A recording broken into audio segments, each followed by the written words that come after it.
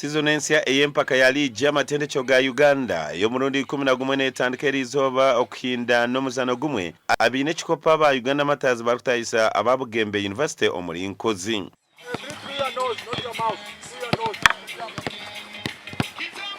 Aha mirundi 3 ahiti mwezi kwatine hamwe buri rubazu rusingiraho omuzano gumwe ogundi bagwa kikazi na season yahwire UMU ekasinga na goli 3-2 omuzako tafanero yagomuza mu yatwara n'ekikopo.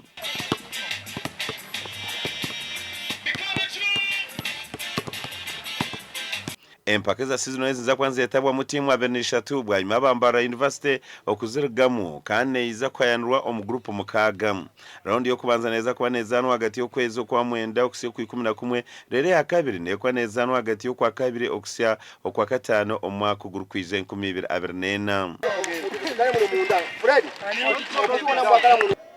Ebyo bikiryaho timu yegombora ya Kambize singire kopo 2 ekyaboza hamwe n'ebishiki omumpaka za Justin Cup ezibene zitebekanisibwa mu district ya Isinjiro.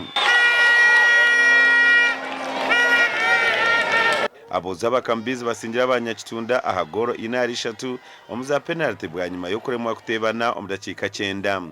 Omuzano ogwa bichogwe bigere nabo bakambize basingira abanyakitunda ahagoro itanarina omusumura penalty bwanyuma yo kuremwa kutebana omudakika 9.